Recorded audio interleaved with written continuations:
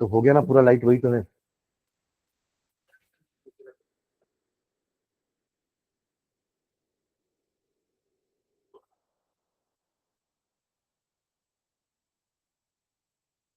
ठीक है, तो नेक्स्ट चैप्टर स्टार्ट करते हैं, इलेक्ट्रिसिटी। तो इलेक्ट्रिसिटी के बाद हम रिप्रोडक्शन कर लेंगे, है ना। रिप्रोडक्शन के नोट्स हैं मेरे पास, तो जैसे मैंने आप लोग को एनवायरनमेंट का नोट्स दिया है ना, वैसे ही मैं रिप्रोडक्शन का भी नोट्स दे दूंगा। तो हम प्लांट रिप्रोडक्शन तक तो एटलीस्ट वो नोट्स से पूरा कर लेंगे आपके एग्जाम से पहले। मेटल नॉन मेटल भी बात है। तो मैथ्स का हो गया क्या सिलेबस पूरा? कितने बचे मैथ्स में चैप्टर?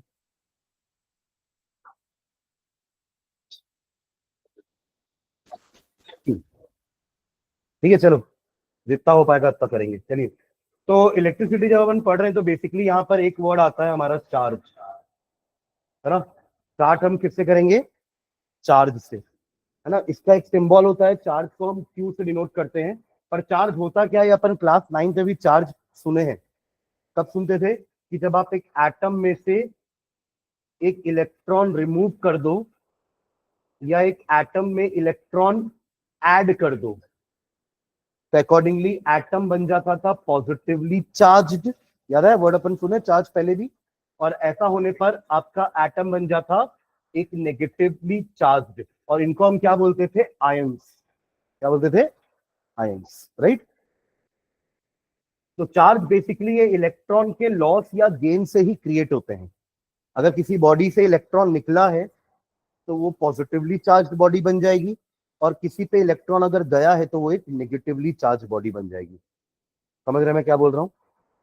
ठीक है। बात आती है इलेक्ट्रॉन का चार्ज कितना होता है ना। है ना, तो इसकी एक वैल्यू होती है, अपन आज तक वो वैल्यू पढ़े नहीं है, बट इसकी वैल्यू क्या होती है? 1.6 into 10⁻⁻19 coulomb. Coulomb is the unit of charge, ठीक है, डिनोटेड बाय कैपिटल सी। ये एक इलेक्ट्रॉन का चार्ज होता है जो कि बहुत ही कम है, क्योंकि 10⁻⁻19 बोल रहे हैं ना, +19 नहीं है। क्या है? -19, मतलब कितना होगा ये? जैसे 10⁻−1 लिखते हैं तो अपन 0.1 लिखते हैं, इसका मीनिंग ये होता है 0.1। और 1 छोटा है ना। 10⁻−2 लिखूंगा तो ये होता है 0.01। 10⁻−3 का मतलब होता है 0.001। तो 10⁻−19 इमेजिन कर लीजिए कितना छोटा नंबर होने वाला है।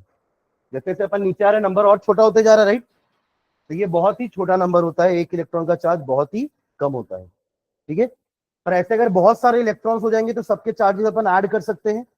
जैसे अगर आपके पास 10 इलेक्ट्रॉन है तो उसके टोटल चार्ज कैसे निकालोगे? मल्टीप्लाई कर देंगे 10 से। अरे 10 बार ऐड करो या 10 से मल्टीप्लाई कर दो, एक ही मतलब है ना। नहीं, मतलब आप 3 को 4 टाइम्स ऐड करो, कितना आएगा? 12 आएगा।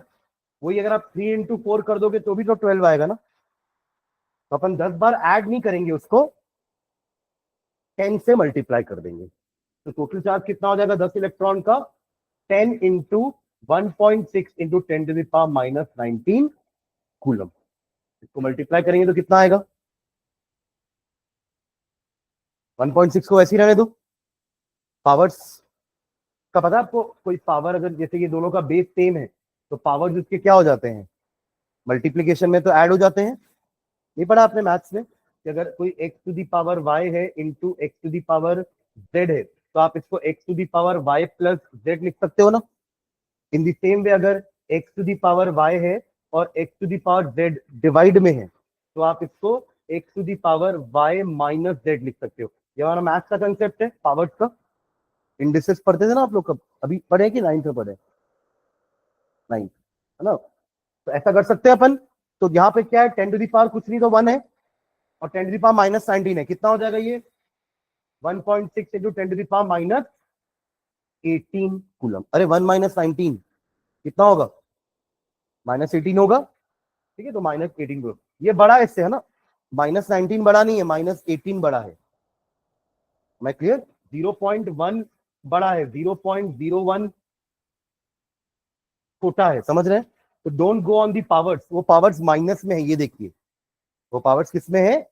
माइनस में। तो ये मत सोच रहे कि 10⁻⁻1 है एंड 10⁻⁻2 है तो -2 वाला क्वांटिटी बड़ा होगा। बड़ा कौन होगा? 10⁻⁻1। हाँ, अगर ये पॉजिटिव होता तो 10⁻2 बड़ा होता, पर अभी नेगेटिव है ना, तो उल्टा हो जाएगा। तो नेगेटिव वाले में पावर जितना बड़ा दिख रहा है आपको नंबर, उतना ही वो वैल्यू में क्या होता है? छोटा, कम। ठीक है, तो 10⁻18 इज बिगर देन 10⁻19। एक्चुअली हम ये बोल सकते हैं कि Q is equals to total charge is equals to N into e, जहां पर N का मतलब क्या है? नंबर ऑफ इलेक्ट्रॉन्स, और E का मतलब क्या है? Charge of 1 electron.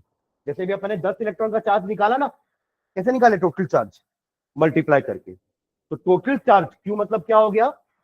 Total charge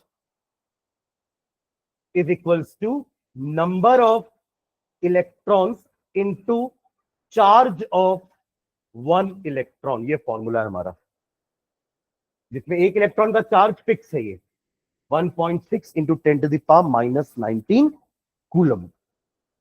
समझ में आ रहा है क्या? हाँ है डाली क्या आप लोग चैप्टर की?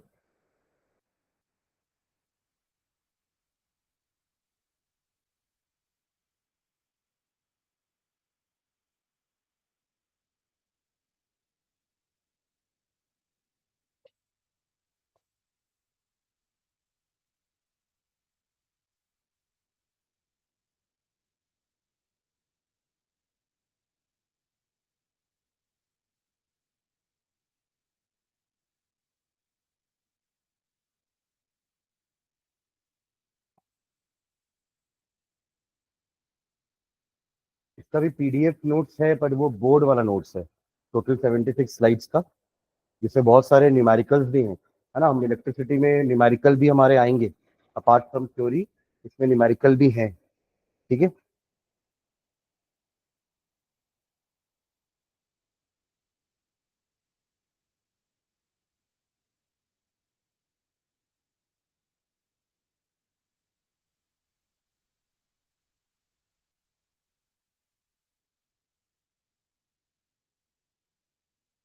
चार्ज का मतलब क्या होता है? ये हमारे प्रॉपर्टी है बॉडी की ना, हर एक बॉडी की एक प्रॉपर्टी है चार्ज, जिससे वो अट्रैक्ट या रिपेल हो रहा है। अपन पढ़ते हैं ना electrostatic force of attraction, like charges repel each other, unlike charges attract each other. वैसे ही हम मैग्नेट में भी पढ़ते हैं कि like poles repel each other, where unlike pole attract each other. तो इलेक्ट्रिक चार्ज क्या है?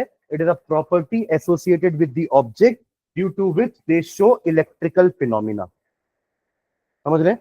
इस चार्ज के कारण ही कोई बॉडी इलेक्ट्रिकल फिनोमिना शो कर रही है। दो टाइप के चार्ज होते हैं, एक positive charge and the second one is negative charge. तीनों को मैं अलग अलग कर दूंगा या बाहर कर दूंगा क्लास में। बाकी आ जाओ, तो सामने आ जाओ, यहाँ पर सेकेंड लास्ट बेंच पे, एकदम कॉर्नर चले जाओ, एकदम कॉर्नर। ठीक है, दो टाइप के चार्ज है, positive charge and negative charge. एक एटम तो हमें पता है इलेक्ट्रिकली न्यूट्रल होता है, उसका रीजन है कि उसके पास नंबर ऑफ प्रोटॉन्स और नंबर ऑफ इलेक्ट्रॉन बराबर होते हैं। ये हम क्लास 9 से पढ़ते हुए आ रहे हैं कि कोई भी एक एटम क्या होता है? Electrically neutral. अगर वो चार्ज होता ना, तो हमें ये रिंग पहनने पे शॉक लगते रहता, क्योंकि ये रिंग तो गोल्ड के एटम से ही बनी है ना, और एटम तो न्यूट्रल है। अदरवाइज कोई चार्ज पार्टिकल को अगर आप छुओगे ना, तो वो चार्ज आपकी बॉडी से होकर के ग्राउंड जाएगा और आपको एक शॉक फील होगा। आप लोग जनरली देखते होंगे, आप लोग जैसे कुछ मेटल की रेलिंग पकड़ के अगर चल रहे हैं, तो कई बार हमें थोड़ा सा हल्का सा झटका लगता है। ये चीज हमें एक दूसरे की बॉडी से भी कभी कभार फील होती है कि वो भी जनरली ये कब होता है? हमारी ठंड के सीजन में ज्यादा होता है ये। आप लोग रजाई भी ओढ़ के जब सोते हैं ना, तो ये लाइट बंद करके कंबल ओढ़ना, और अंदर उस कंबल में ही ऐसे हाथ करना, तो आपको वो चार्जेस दिखेंगे, है ना, पार्किंग टाइप का दिखेगा। तो वो सब क्या है? हमारे चार्जेस हैं। बट वो कैसे चार्जेस है? Static charge. कैसा है? स्टैटिक। स्टैटिक का मतलब होता है जो फिक्स है, मतलब वो ट्रैवल नहीं कर रहा है, वो एक जगह फिक्स है। पर अगर आपने उसको छुआ, तो वो आपकी बॉडी में आ जाएगा, क्योंकि आपकी बॉडी भी कंडक्टिंग होती है। Our body is also a conductor. आपको जो शॉक लगता है, उसका रीजन क्या है पता है आपको? कि आपने कोई चीज चार्ज वाली छू दी, करंट वाली, तो वो बॉडी, आपके बॉडी से करंट फ्लो होकर के नीचे ग्राउंड में जाता है। Am I clear? जो वायर में जैसा करंट फ्लो कर रहा है, आपकी बॉडी में भी कर सकता है, क्योंकि आपकी बॉडी भी कंडक्टिंग होती है। इसलिए हमको बोला जाता है ना कि कभी कोई इलेक्ट्रिकल का काम कर रहे हो, तो पैर में नीचे स्लीपर पहन लो रबर की, या अगर आप टेबल पे खड़े हो, तो वो टेबल आपकी वुड की होनी चाहिए, ताकि आपका और ग्राउंड का कांटेक्ट खत्म हो जाए। अगर आपने रबर की चप्पल पहनी हुई है तो बीच में गैप आ गया, मतलब सर्किट कंप्लीट नहीं हो पा रहा है। वही अगर आप नंगे पैर खड़े हो तो बॉडी आपकी डायरेक्टली ग्राउंड को टच कर रही है, पूरा एक कंडक्टिंग पाथ बन जाएगा, चार्ज को ट्रैवल करने की जगह मिल जाएगी और वो आपके बॉडी से ट्रैवल करते हुए ग्राउंड में जाएगा, अर्थ में जाएगा। समझ रहे हैं क्या? वही अगर बीच में एक पाथ में कोई नॉन कंडक्टिंग चीज आ जाए, वुड या रबर, तो वो क्या कर देगा, आपके पाथ को ओपन कर देगा, current will not be able to flow. ठीक है, तो एटम एक इलेक्ट्रिकली न्यूट्रल स्पीशीज होता है, क्योंकि उसके अंदर नंबर ऑफ प्रोटॉन और नंबर ऑफ इलेक्ट्रॉन एक दूसरे से बराबर होते हैं। ठीक है, anybody which is charge has an equal, और कोई भी स्पीशीज अगर चार्ज है तो उसके अंदर जरूर प्रोटॉन और इलेक्ट्रॉन अनइक्वल अमाउंट में होंगे। अगर प्रोटॉन ज्यादा है तो वो बॉडी पॉजिटिवली चार्ज होगी, और अगर इलेक्ट्रॉन ज्यादा है तो वो बॉडी नेगेटिवली चार्ज होगी। Unequal number of proton electron होंगे किसी बॉडी में अगर वो चार्ज है तो। चार्ज करने का एक तरीका होता है रबिंग। हम ग्लास स्केल लेकर भी हम रगड़ते हैं ना बालों में, तो उसमें कुछ पेपर के ट्विग्स अट्रैक्ट हो जाते हैं, तो ये रब करके आपने एक्चुअली हमारे हेयर और वो स्केल के बीच में इलेक्ट्रॉन का ट्रांसफर कर दिया है। ऐसे ही आप एक ग्लास रॉड लो और सिल्क का कपड़ा ले लो, रेशम का कपड़ा जो चिकना होता है, उसमें भी उस ग्लास रॉड को रब करोगे तो electron will transfer from silk to the glass rod, making glass rod negatively charge. अब उस ग्लास रॉड के टिप में नेगेटिव चार्ज आ चुका है, आपने पकड़ा है वो ग्लास को, ग्लास बैक कंडक्टर होता है इलेक्ट्रिसिटी का, तो वो चार्ज यहां से यहां ट्रैवल नहीं कर पाएगा, वो यहीं रहेगा टिप में। हाँ, अगर आपने टिप छुआ तो वो चार्ज आपकी बॉडी में आ जाएगा। समझ रहे हैं ना? यही होता है जब कोई रेलिंग को आप टच करते हो, जैसे मॉल्स में आते हो तो वहां पूरी रेलिंग होती है ना, तो वहां टच करते हो तो अगर वहां पे कोई चार्ज होगा तो वो आपकी बॉडी में आ जाएगा। उसी का आपको जो एक सेकंड का जो एक हल्का सा शॉक लगता है ना, वो रीजन उसका वही होता है। ठीक है, तो rubbing is a kind of producing charges, है ना, रब करके हम चार्जेस प्रोड्यूस कर सकते हैं।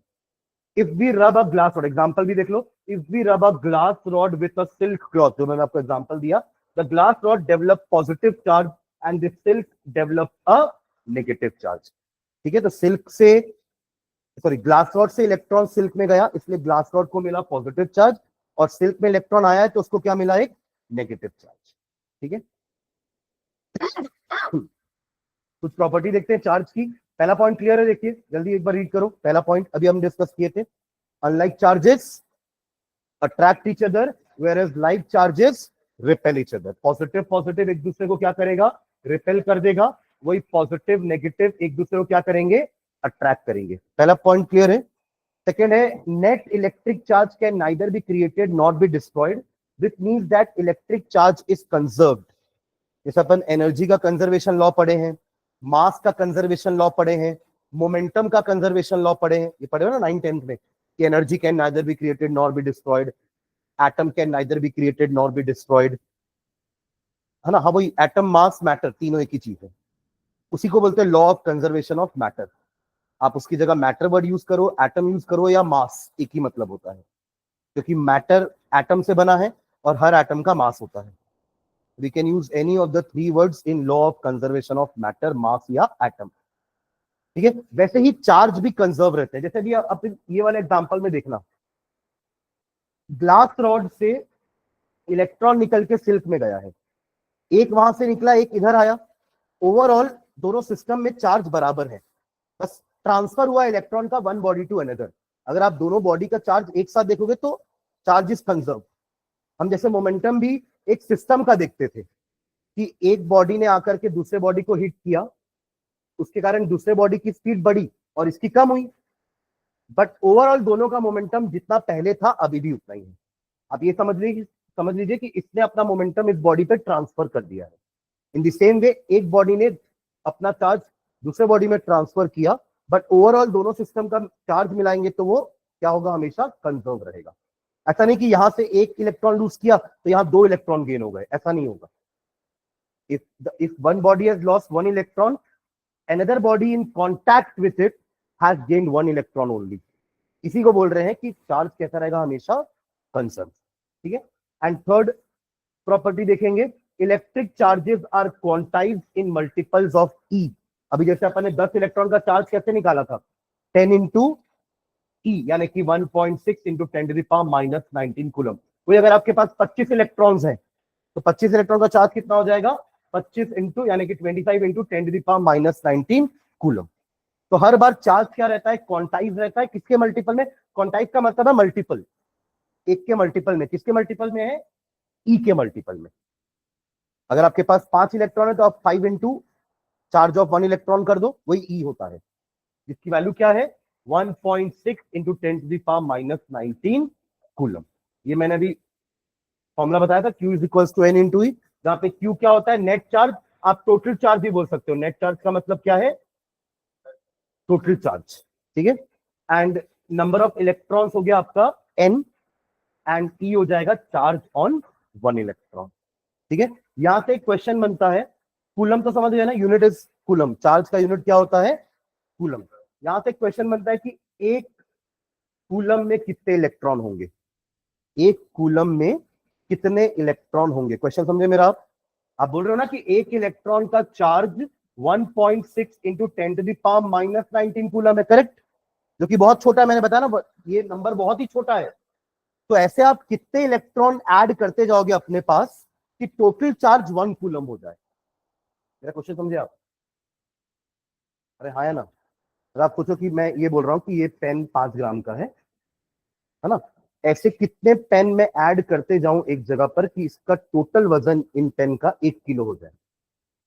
आप क्वेश्चन समझ गए, एक पेन का मास तो 5 ग्राम था, पर ऐसे बहुत सारे पेन लूंगा तब जाकर के टोटल वजन पूरे पेन का 1 किलो होगा।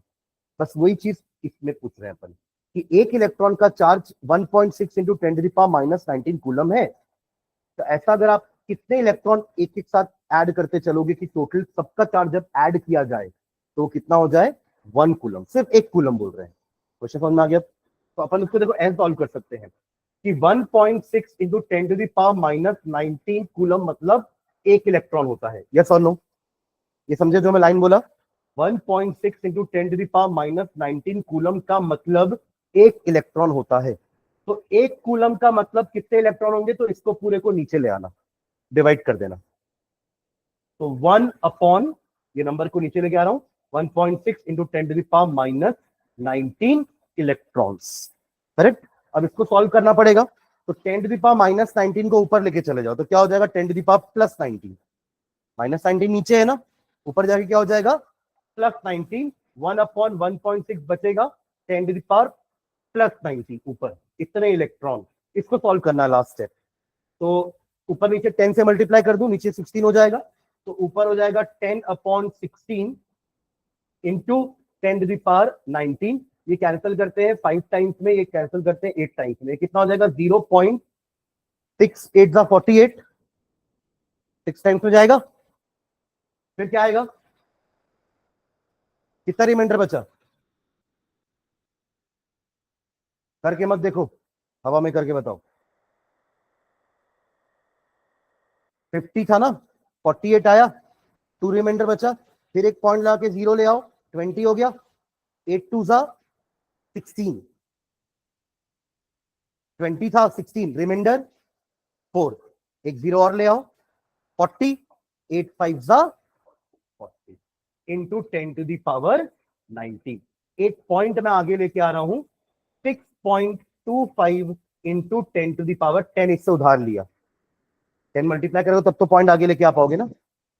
अरे हाँ या ना, मतलब 0.5 में अगर मैं 10 मल्टीप्लाई कर दूंगा तो आंसर 5 आएगा ना, 0.05 में अगर मैं 10 मल्टीप्लाई कर दूंगा तो 0.5 आएगा ना। तो 10 हमने इससे ले लिया एक, तो यहां कितना बचा अब 18। तो एक कूलम में इतने इलेक्ट्रॉन्स होते हैं।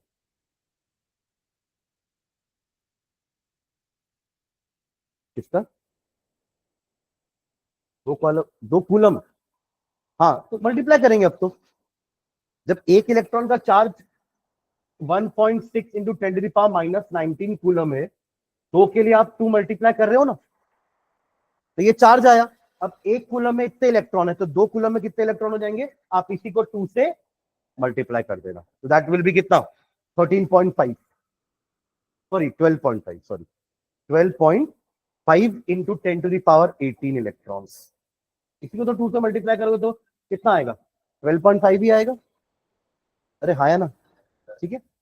तो अब आप कितने भी कूलम का इलेक्ट्रॉन्स निकाल सकते हो कि इतने कूलम में इतने इलेक्ट्रॉन्स फ्लो कर रहे होंगे। तो अब ये बहुत बड़ा नंबर है। 6.25 इंटू 10⁻18 का मीनिंग क्या है? 6.25 इंटू 1 और यहाँ पे टोटल 18 जीरोस। जब आप इसको मल्टीप्लाई करोगे तो कितना आएगा? 625 और 16 जीरोस। इतने इलेक्ट्रॉन मिल करके एक कूलम चार्ज बनाते हैं। हाँ ले सकते हैं।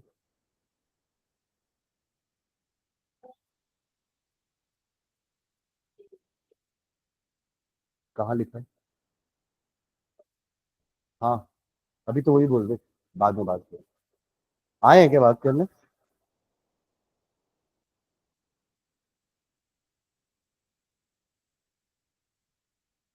देख ले अपने। ठीक है, तो इतने इलेक्ट्रॉन्स हैं, तो ये बहुत बड़ा नंबर है, समझ रहे हैं क्या? वहां पर अपन एक इलेक्ट्रॉन का चार्ज बोल रहे हैं जो कि बहुत छोटा है क्योंकि एक ही इलेक्ट्रॉन है ना।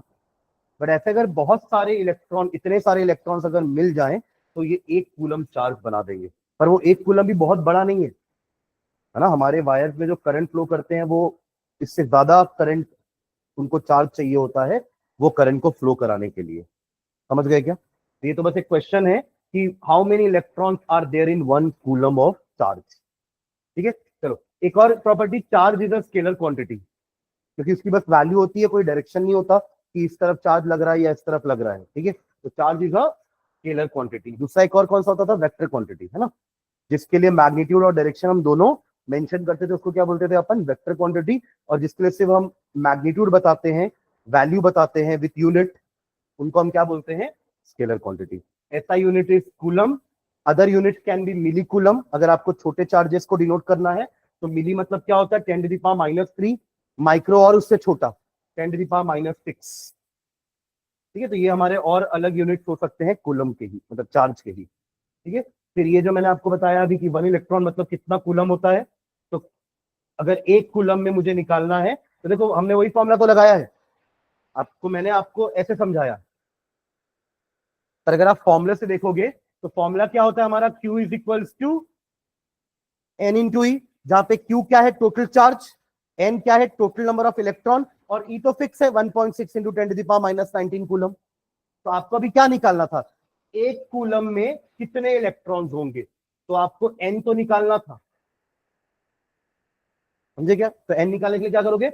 1/1.6 इंटू 10⁻⁻19, और वही तो हमने किया है। आप समझे जो मैंने बताया आपको? मैंने आपको थोड़ा अलग तरीके से बताया कि इतना कूलम मतलब एक इलेक्ट्रॉन होता है, तो एक कूलम मतलब डिवाइड करके ऐसे सिखाया मैंने आपको। पर अगर आपको नहीं ये समझ में नहीं आ रहा है तो फॉर्मूले से भी जा सकते हैं आप कि एक कूलम का मतलब Q is equals to N into e. तो टोटल चार्ज अगर मुझे 1 कूलम चाहिए तो ऐसे कितने इलेक्ट्रॉन मुझे डालने पड़ेंगे कि वो टोटल मिला करके एक कूलम बन जाए चार्ज। तो उसके लिए N निकालना है। N का मतलब तो होता है नंबर ऑफ इलेक्ट्रॉन। तो N इज इक्वल्स टू 1/दिस वैल्यू, और जब आप लोग सॉल्व करोगे तो यही होगा पूरा। Am I clear? ठीक है, तो ये पूरा वही सॉल्व है यहाँ पर। ठीक,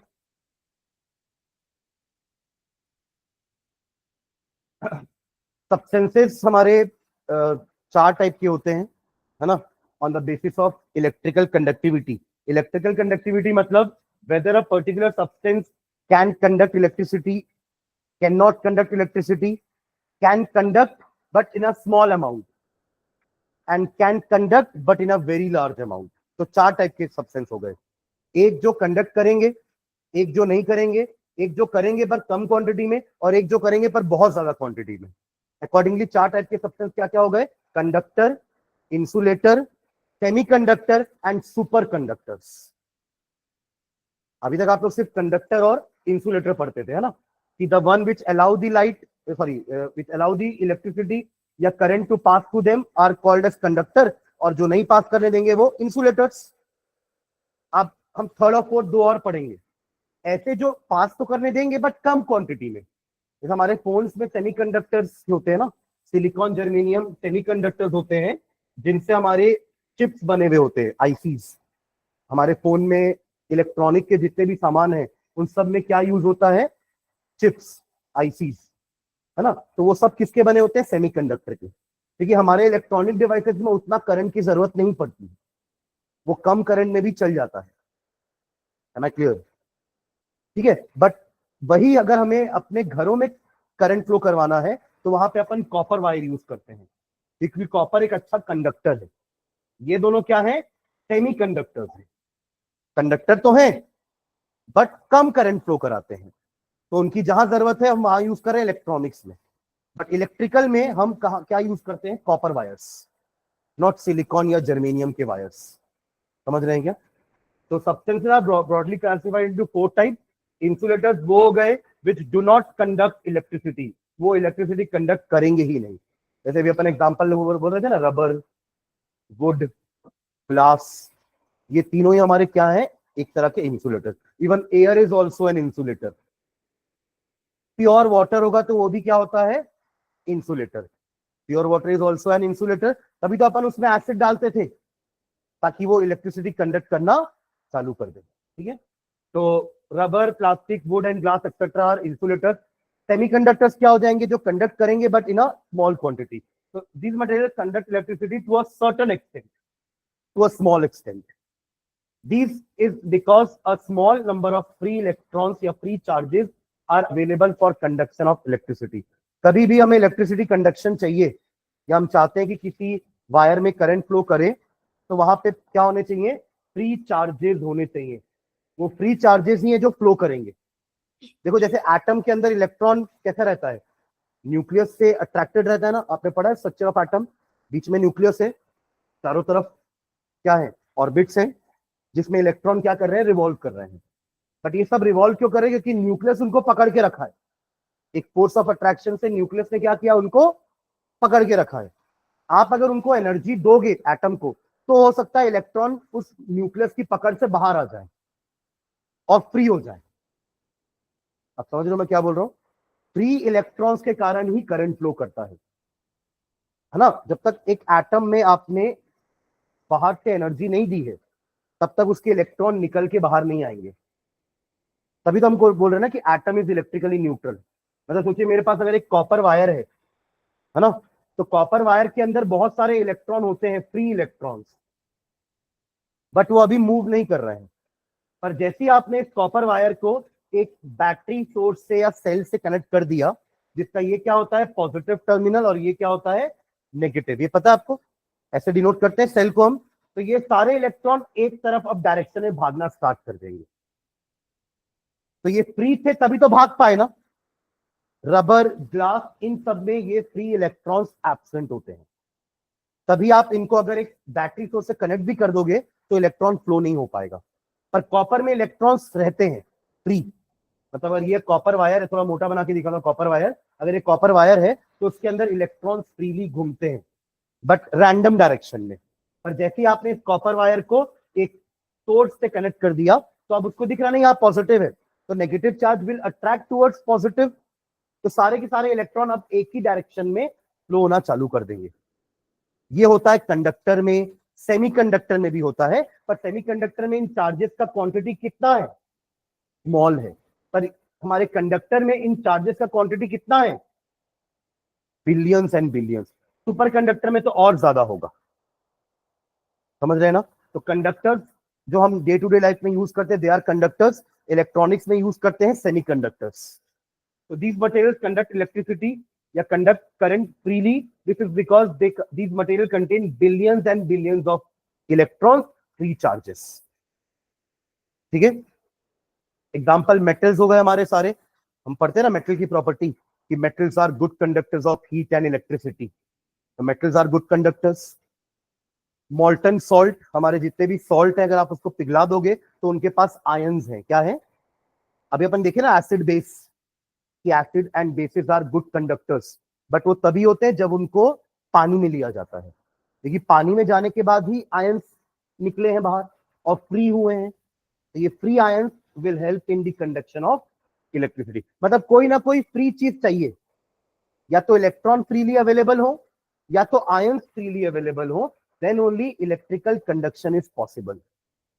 Am I clear? तो हमारे सॉल्ट में आयंस हैं, मेटल्स में इलेक्ट्रॉन्स हैं.